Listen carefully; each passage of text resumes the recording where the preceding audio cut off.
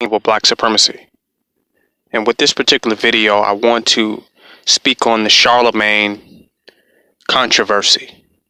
That's what I call it. Not the allegations, but the entirety of the controversy. But I'll do it in a two-part series. But I want to be unpopular with this first angle that I'm going at it. Then I'll give you my usual approach to these types of situations. Cosby, R. Kelly, the list goes on. I'll just give you my regular, normal approach. But first I'll approach this one differently because many of you, those, if you follow me, you already know what I would say about this. You already know what my response to this would be. If you've been following me and subscribing to me and watching my videos, you could do that video yourself. So I'm going to just do a different video first, and then for the second video, I'll come back for those who don't follow me. And I'll just give them my normal response to these types of events. So in the first video, I want to talk about the Charlemagne, the God, really believe that he is a God, or that he is God. Do he really believe that, or is he playing with that idea? And I think that's a major question here. That's the real black supremacist question, because the rest goes into some victim consciousness, and it goes into, you know, black man being under attack in the media. It goes into a whole nother narrative where we tend to typically not be able to dig ourselves out of that. Those types of narratives tend to bury us, even though they're relevant.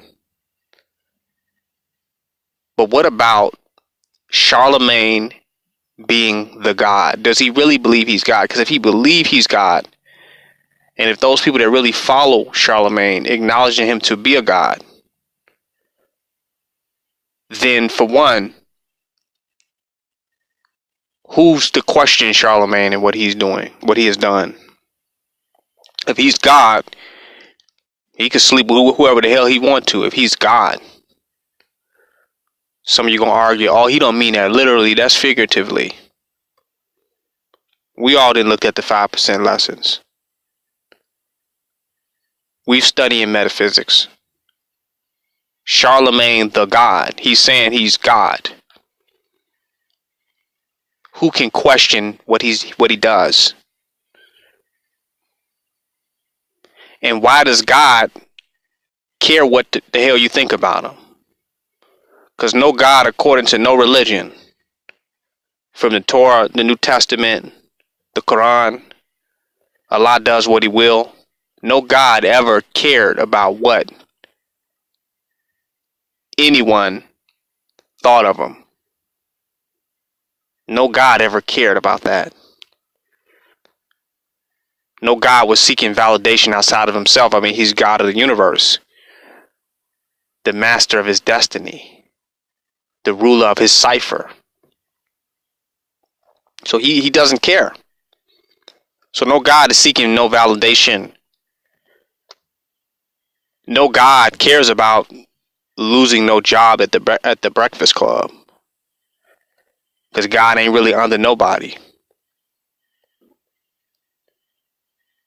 God is a sovereign, omnipotent, powerful, create his own reality. He's not worried about no Breakfast Club job. He's not making excuses for himself. God is right and exact with everything that he does, completely and absolutely clear on what he's manifested. Does Charlemagne the God really believe that he is a God? Because his responses to me don't sound godlike. The way he's approaching these situations don't sound like godlike. He's hiding behind the legal system with how he addressed the situation that went on. But if he's a God, who can question anything that went on and anything that he did? Does Charlemagne, the God, really believe that he's God, or is he just playing on that? Is he just playing on the conscious community? Is he playing on those that have knowledge of self? Is he trying to pretend as though he's somewhat enlightened?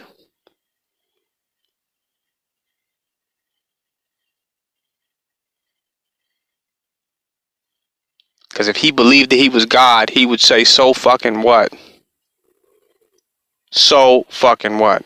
And I'm not saying that because I condone his behavior or I'm being insensitive of the matter or the situation at hand based on how you all feel about that or what you all heard or the allegations. I'm not doing it. I'm not condoning it or being insensitive. I'm talking about God.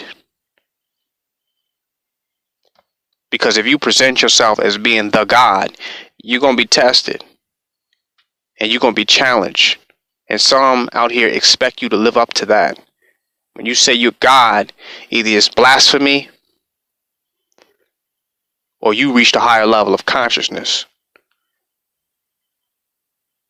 where you at a sovereign, omnipotent level with dealing with these situations. You're not shucking and jiving, cooning and buffooning, and you're not being a donkey of the day. God don't give a goddamn. God don't care because God is all powerful. God is all wise and almighty. Supreme wisdom. So God would not give a damn. God don't have to explain himself to entities that are lesser than him.